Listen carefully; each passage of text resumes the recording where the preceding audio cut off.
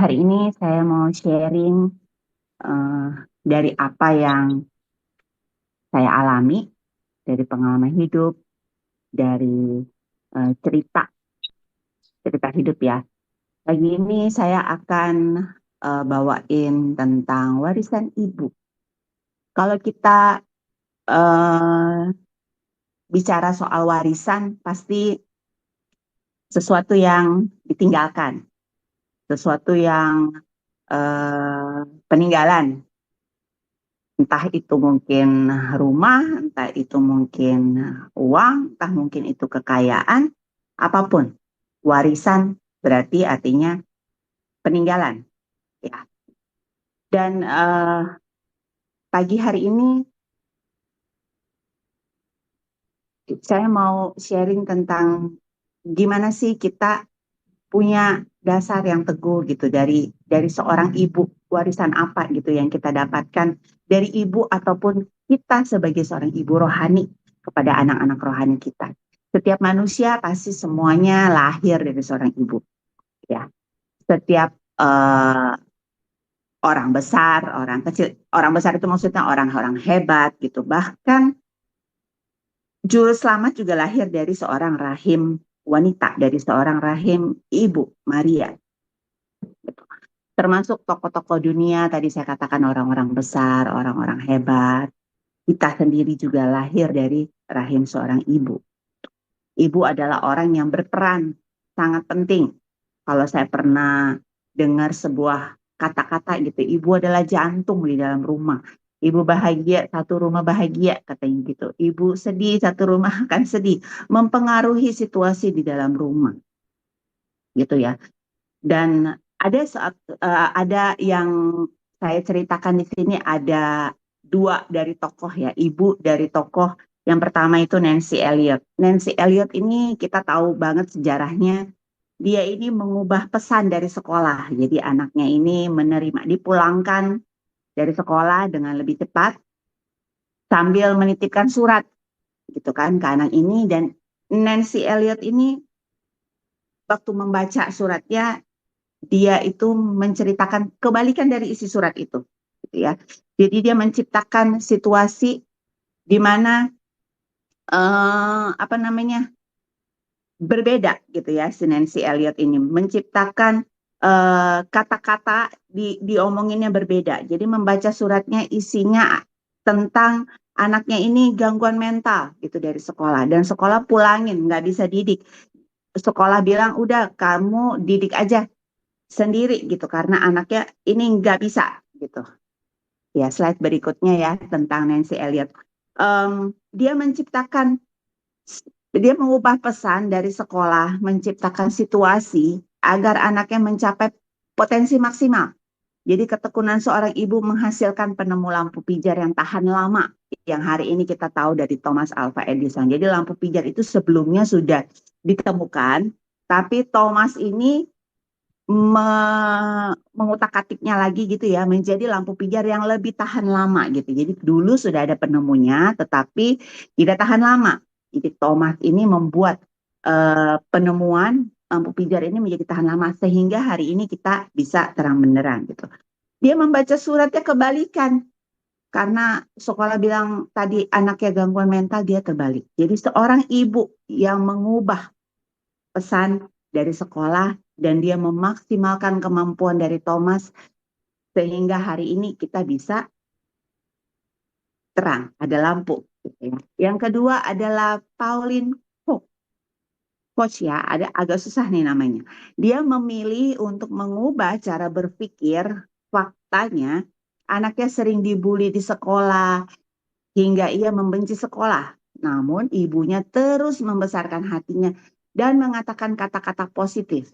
Hasilnya, anak itu tumbuh menjadi seorang Albert Einstein, seorang ahli fisika yang terkenal. Jadi Albert ini mengalami keterlambatan bicara dan dia itu susah sekali mengikuti peraturan di sekolah. Dia itu sering dibully, bahkan si Albert ini nggak suka sekolah. Kalau hari-hari begini ya saya baru baru menjadi ibu untuk belasan tahun gitu, belum sampai berpuluh-puluh, baru berapa belas tahun. Kalau anak males les itu kan rasanya gimana gitu ya. Hari-hari ini ibu-ibu muda, ibu-ibu yang mengalami anak-anaknya mungkin ada terlambat bicara atau apa gitu. Kadang-kadang kita mengalami tantangan gitu.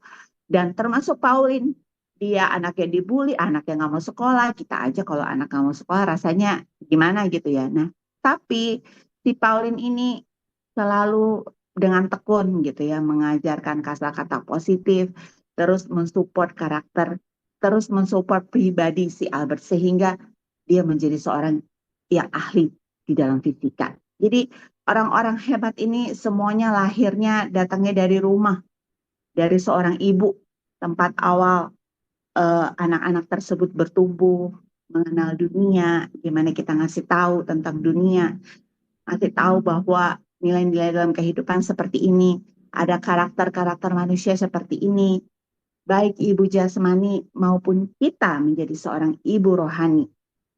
Bagi anak-anak rohani, mungkin kita ada di dalam pemuritan, kita ada di dalam kompak, bagaimana peran kita sebagai seorang ibu rohani untuk membimbing anak-anak rohani, untuk um, mensupport mereka di dalam doa, mungkin harus di dalam dana, di dalam doa yang terus-menerus tidak putus untuk anak-anak rohani atau anak-anak jasmani yang Tuhan percayakan. Nancy Elliot dan Pauline adalah ibu-ibu yang sangat menginspirasi saya, gimana mereka menciptakan anak-anak yang hebat.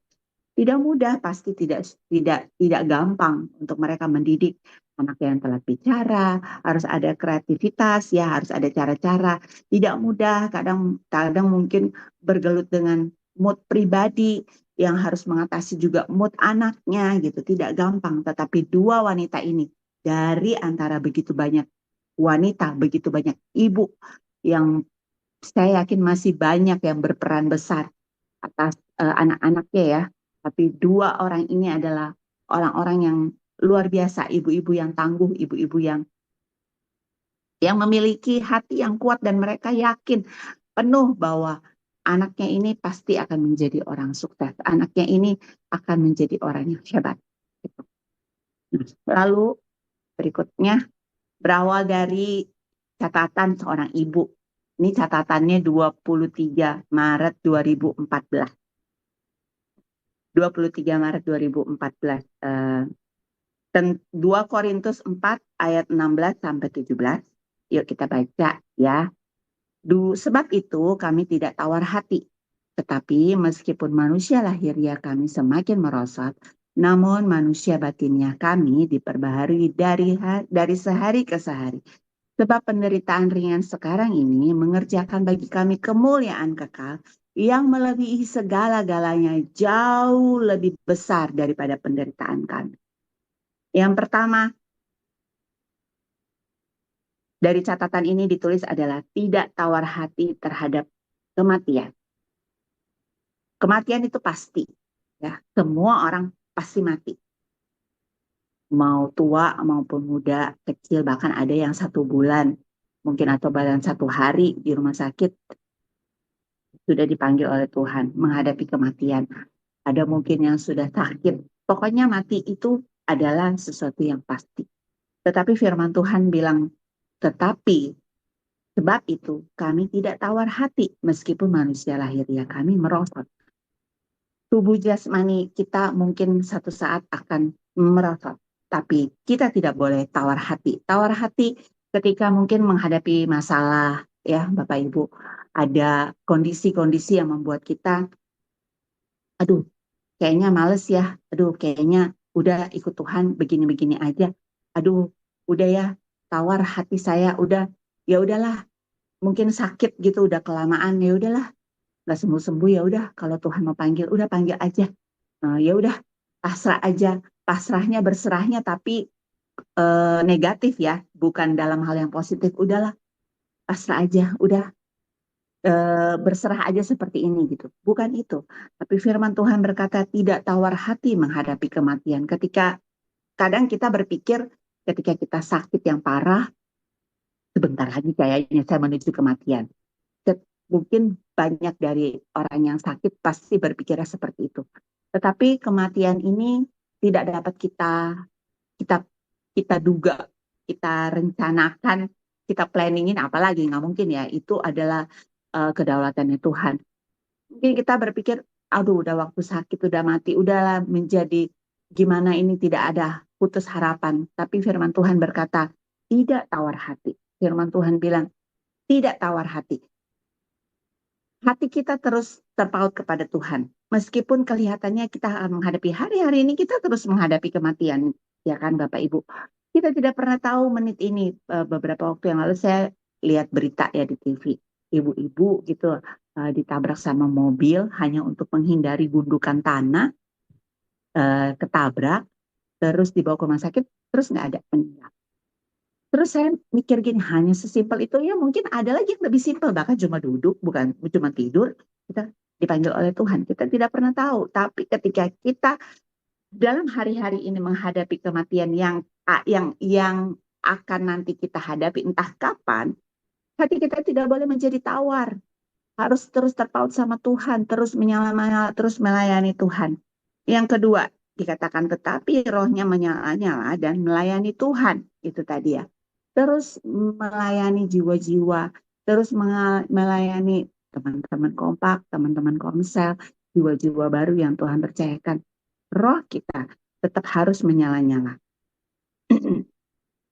Yang ketiga, sakit penyakit tidak bisa memisahkan kasih Yesus di hidup kita. Gitu tadi di ujungnya bilang, sebab penderitaan ringan di ayat 17 ya, yang sekarang ini mengerjakan bagi kami kemuliaan kekal yang melebihi segala-galanya. Jadi sakit penyakit itu nggak bisa pisahin kita dari Tuhan. Itu badan kita, tapi hati kita, roh kita harus terus terpaut sama Tuhan. Di ayat ke-18 dibilang, sebab kami tidak memperhatikan yang kelihatan, melainkan yang tidak kelihatan. Yang kelihatan itu tidak tahan lama. Gitu ya. Yang kelihatan itu nggak akan bertahan lama.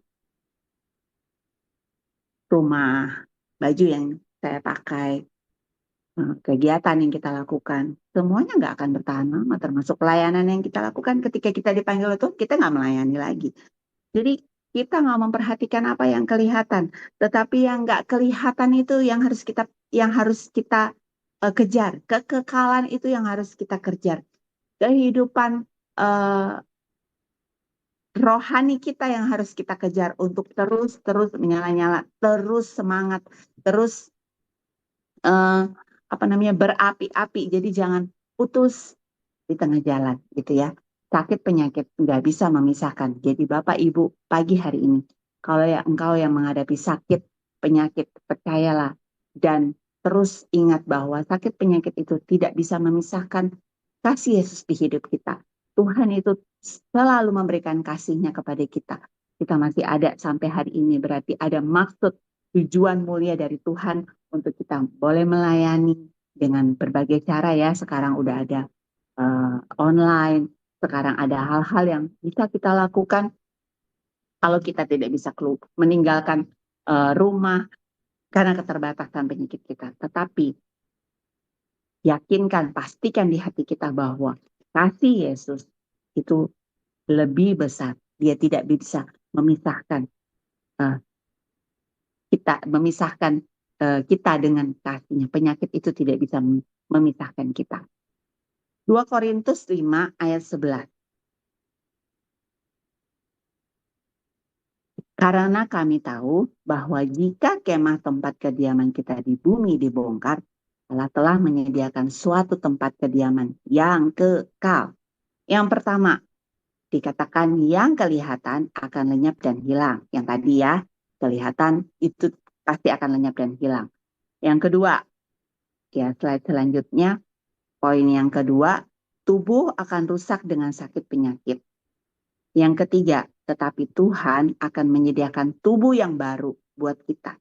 Tubuh yang baru, ya, saya baca ayatnya secara full ya. Karena kami tahu bahwa jika kemah tempat kediaman kita di bumi ini dibongkar, Allah telah menyediakan suatu tempat kediaman di sorga bagi kita. Suatu tempat kediaman yang kekal yang tidak dibuat oleh tangan manusia. Selama kita di dalam kemah ini, ayat 2, kita mengeluh karena kita rindu mengenakan tempat tempat kediaman sorgawi di atas tempat kediaman kita yang sekarang ini. Sebab dengan ayat 3, sebab dengan demikian kita berpakaian dan tidak kedapatan telanjang. Jadi tidak jadi Tuhan itu menyediakan tubuh yang baru buat kita. Jadi tubuh ini yang kelihatan ini tidak akan kekal, semuanya akan lenyap. Yang kedua, tubuh kita akan rusak dengan sakit penyakit. Yang ketiga, tetapi Tuhan akan menyediakan tubuh yang baru buat kita. Roma 8 ayat 35-37, siapakah yang akan memisahkan kita dari kasih Kristus? Tidak ada yang dapat memisahkan kita dari kasih Kristus. Tidak ada. Kasih Kristus itu sempurna. Kasih Kristus itu besar. Kasih Kristus itu luas. Janji Tuhan itu juga pasti nyata dalam kehidupan kita. Dia berjanji dia menyembuhkan, dia pasti akan menyembuhkan. Dia berjanji akan mencukupkan, dia juga pasti akan mencukupkan. Jadi tidak ada yang dapat memisahkan kita dari kasih Kristus. Oke. Kita mau dengerin sebuah lagu ya. Ada satu lagu yang bagus dan memberkati saya. Yuk kita dengerin dulu.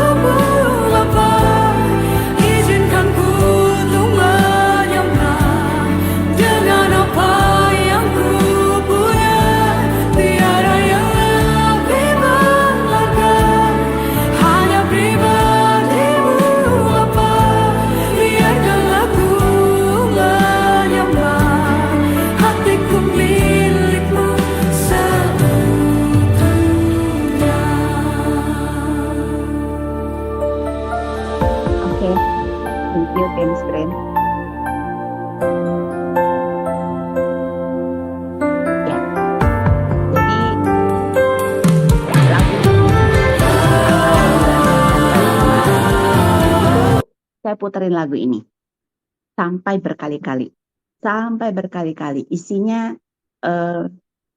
rindu pelukan Bapa. Ya, isinya itu biarkan aku menyembah dengan apa yang aku punya. Gitu. Isinya itu kata-katanya, izinkan aku menyembah, nggak ada yang lebih berharga, hanya pribadinya Tuhan. Biarkan aku menyembah, hatiku milikmu seutuhnya. Hampa, hati kita nih hampa tanpa hadirnya Tuhan. Jadi Tuhan yang mengenal hatinya kita. Lagu ini saya dengerin berkali-kali, dan hati saya itu rasanya berat. Pada tanggal 9 ya, mulai tanggal 9. Lalu saya menulis jurnal. Malam saya tulis jurnal sambil dengerin lagu ini. Saya tulis jurnal ini sampai 4 lembar, tapi isinya itu semuanya tentang kematian. Tentang saya siap nggak masuk ke surga, saya yakin nggak dengan keselamatan di dalam diri saya surga itu ada apa enggak, sampai seperti itu. Pokoknya ada di hati saya itu saya tulis. Siap nggak nih saya? Nanti gimana kalau saya meninggal? Nanti kapan? Itu seperti itu ya kira-kira. Saya tulis sampai 4 lembar. Dan selama berhari-hari hati saya itu berat. Saya berpikir apa ya gitu yang sedang terjadi di dalam hati saya, di dalam kehidupan ini, Tuhan lagi mau ngomong apa gitu. Saya cuma saat teduh, saya cuma tulis jurnal, saya cuma saat teduh, saya bangun hati saya, maksudnya kehidupan rohani saya bangun hanya dengan mendengarkan lagu ini, dan dibilang, kau mengenal hatiku, biarkan aku menyembahmu ya Tuhan. Setiap kali saya keluar atau setiap kali saya ingat, saya nyanyiin lagu ini, lalu saya bahasa roh. Saya nyanyiin lagu ini, saya berbahasa roh. Lalu tanggal 14, 9, 14 berarti kurang lebih 5 hari. Malam saya dengar kabar mama saya tidak sadarkan diri, lalu dibawa ke IGD. Hanya sebentar aja, tidak sampai perawatan dan sebagainya. Beberapa menit kemudian saya terima telepon, mama saya sudah meninggal. Jadi catatan yang tadi saya sharingin itu adalah catatan dari ibu saya. Waktu saya beresin barangnya dia, saya ketemu catatan ini. Catatan yang memberkati aku, gimana harus memiliki dasar yang teguh di dalam Tuhan. Ini adalah tahun 2014 ketika dia tulis ini. Jadi ini adalah yang berharga bagi saya gitu, karena dari segitu banyaknya barang, catatan ini yang diketemuin ya ini gitu. Selebihnya nggak ketemu gitu ya. Jadi catatan yang ibu saya dapatkan sebelum dia dipanggil oleh Tuhan, jauh bertahun-tahun sebelum dia dipanggil oleh Tuhan ya, 2014. Jadi dia selama 8 sampai 9 tahun cuci darah. Dia memang udah sakit karena darah tinggi.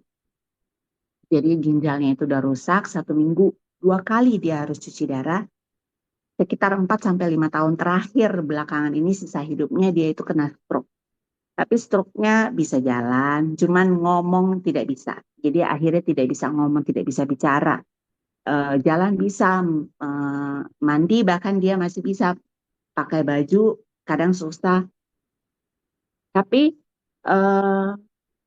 saya melihat bahwa dia begitu tangguh, begitu kuat untuk terus bertahan, mempertahankan imannya juga, mempertahankan kesetiaannya, dan apa yang terjadi atas hidupnya adalah seperti catatannya. Tubuhnya itu rusak dengan sakit penyakit, dia semakin lemah. Terakhir saya balik bulan Juni kemarin, juga semakin lemah, semakin merosot. Tubuh jasmaninya itu semakin merosot. Tadinya bisa kemana-mana, dia adalah ibu yang aktif di dalam melayani Tuhan dan doa, syafaat, doa keliling. Kadang selalu diajakin sama kaum pemudi, pemuda, atau ibu-ibu ya. Ayo tante, kita doa keliling malam-malam atau sore-sore, apa ada persekutuan doa Kawanua gitu ya, Manado. Dia selalu sharing firman Tuhan di sana. Dia selalu melayani Tuhan. Dia adalah ibu yang menjadi tiang doa untuk suami dan anak-anaknya. Dengan dengan siapapun dia ketemu dia selalu bilang, saya itu ajarin Vena dan adik saya untuk melayani Tuhan, untuk selalu melayani Tuhan. Dia yang menemani papa saya membuka merintis pelayanan dari awal, dari tidak ada apa-apa. Saya memperhatikan ya ketangguhan hidupnya dari sekian banyak orang yang datang ke rumah duka dan bercerita gitu. Mama ini orangnya seperti ini, mama ini orangnya seperti ini. Selalu melayani Tuhan, selalu pokoknya kalau ada doa selalu ada. Kalau ada kaum wanita selalu ada. Dia selalu hadir. Tapi di sisa-sisa terakhir tubuhnya habis, merosot, menjadi kurus, menjadi lemah, menjadi tidak berdaya. Kemana-mana harus tetap pakai kursi roda. Tetapi imannya yang saya lihat sampai dia dipanggil oleh Tuhan, imannya tetap kuat, imannya tetap kukuh. Di rumah duka itu banyak sekali orang yang datang yang memberikan penghormatan terakhir ya, anak-anak rohani yang dibimbing sama dia, anak-anak rohani yang, aduh tante, ada satu uh, pemudi ya, ibu muda ya, aduh saya itu baru berapa kapan itu mau ajak tante, aduh kemarin ini temanku loh pergi doa ke sini, ini temanku loh pergi melayani di sini gitu. Semuanya isinya tentang melayani dan tentang doa gitu, tentang iman yang dia tunjukkan gitu. Mungkin dia tidak berkata-kata, Vena, kamu harus memiliki iman yang kuat kepada adik saya, kamu harus teguh kukuh. Rasanya saya nggak nggak keinget ya dia pernah berkata seperti itu. Tetapi apa yang dia alami, apa yang dia catat, apa yang orang lain ceritakan tentang dia, apa yang saya lihat, dia buktikan dan dia lakukan. Di dalam sisa-sisa harinya cuma bisa nonton TV, dengerin YouTube, dengerin lagu, bahkan suster yang merawat dia berkata, beberapa hari terakhir tuh Oma mintanya didengerin lagu rohani. Jadi waktu Juni kemarin saya balik, saya sempat mempersiapkan hatinya. Saya sempat bertanya begini, Mama punya sakit hati nggak sama Vena, sama Papa atau sama siapa? Punya dendam nggak? Jadi dia tidak bisa bicara, tapi hanya bisa bicara iya, iya. Tapi untuk menjelaskan banyak kata nggak bisa. Dan dia katakan tidak. Mama takut mati nggak? Saya sempat nanya begitu. Karena beberapa bulan yang lalu ya sebelum mama saya meninggal juga saya baru kehilangan mertua. Jadi bagi saya rasanya harus nanya nih. Saya harus mempersiapkan hatinya nih. Kematian itu semuanya pasti, tapi apakah mama saya siap gitu untuk menghadapi? Rasanya kan menjadi anak, gimana sih doain anaknya, doain mamanya mati gitu. Tapi saya merasa di hati saya mesti mempersiapkan dia untuk nggak takut, untuk jangan takut gitu bahwa apa yang dia catat, Tuhan menyediakan tubuh yang baru untuk dia. Tuhan menyediakan tempat yang baik, tempat yang kekal, kehidupan yang kekal yang akan dia terima. Dia bilang, enggak. Gitu. Dia geleng-geleng. Dia nggak bilang ya, dia cuma geleng-geleng. Tapi saya tenang. Tapi saya bersyukur keselamatan yang dia terima, apa yang dia lakukan, kebenaran firman Tuhan yang dia hidupi, itu membawa dia kepada Tuhan. Meskipun dia cuma bisa makan biskuit sama sereal, meskipun dia cuma bisa makan nasi beberapa suap, 2-3 suap, tetapi iman yang dia berikan, iman yang dia teladani bagi saya, itu adalah sesuatu yang luar biasa. Maka saya katakan, inilah adalah warisan ibu saya. Apa yang dia berikan kepada saya, mungkin dia tidak meninggalkan harta. Harta ditinggalkan, dia tidak bawa. Dia tidak memberikan khusus, karena ini adalah warisan, perhiasan, ataupun harta, ataupun rumah, atau apa. Dia tidak meninggalkan itu untuk saya gitu. Tapi catatan ini adalah warisan yang abadi, warisan yang kekal yang dia berikan untuk saya. Dibilang, dia mengalami sendiri gitu apa yang dia catat. Dan dia mempersiapkan hatinya. Ketika ini dicatat 2014, Dan dia tidak tahu kan kapan saya akan meninggal. Itu 2014 dia tahu bahwa tidak ada yang bisa memisahkan dia dari kasih Tuhan. Bagaimana dengan kehidupan kita? Bagaimana dengan kita menjadi ibu rohani atau ibu jasmani di dalam kehidupan kita sekarang, Bapak Ibu semuanya? Mungkin um, kita akan mempersiapkan warisan yang banyak sebagai seorang bapak atau ibu jasmani bagi anak-anak kita. Harta yang kita miliki akan kita persiapkan untuk anak A, B, C, D gitu. Tetapi apakah kita sudah mempersiapkan warisan abadi, warisan yang kekal untuk anak-anak jasmani dan anak-anak rohani yang Tuhan percayakan kepada kita? Mungkin ini tidak berbicara gender seorang ibu, bahkan seorang bapak pun bisa menjadi ibu, kan, bapak rohani, ibu rohani bagi jiwa-jiwa yang Tuhan percayakan kepada kita. Mari Bapak Ibu, hari-hari ini persiapkan hati kita, kejar yang namanya kekekalan, kejar yang namanya kehidupan surga. Kadang-kadang kalau saya ya ngalamin misalnya, ini kok beda sih dengan apa yang saya mau, ini kok beda sih dengan apa yang saya inginkan. Langsung tiba-tiba keinget kekekalan, ingat surga. Hidup saya di dunia ini sementara, kita sudah hidup berapa lama, bahkan di sini banyak yang jauh lebih senior daripada saya. Hidup sudah sampai setengah abad lebih, udah sampai 60-70 tahun, yang kita pasti akan berpikir, sebentar lagi saya dipanggil Tuhan gitu. Tapi kita tidak pernah tahu, teman saya, papanya sampai 90 tahun, masih bisa bergerak, masih bisa beraktivitas sampai akhirnya Tuhan panggil. Kita tidak pernah tahu kehidupan kita. Tapi catatan ibu saya ini memberikan saya pelajaran yang sangat penting, yang berharga, bahwa saya harus memberikan warisan kepada anak-anak rohani yang Tuhan percayakan kepada anak-anak jasmani. Ketika saya mengajar di sekolah, ketika saya mengajar nari untuk anak-anak, tiba-tiba suka diingatkan, kalau lagi nari lagu Yes Jesus Loves Me, Yes Jesus Loves Me, atau lagu Yesus Sahabat atau Teman Setia, nanti lagunya di stop, lalu saya tanya kepada mereka, kalian tahu nggak siapa yang sayang kalian, siapa yang cinta kalian, Tuhan Yesus? Mungkin saya tidak bisa personal kepada mereka, touch mereka hati per hati ya, tetapi secara umum saya berusaha untuk kasih tahu, Tuhan sayang kalian, Tuhan cinta kalian.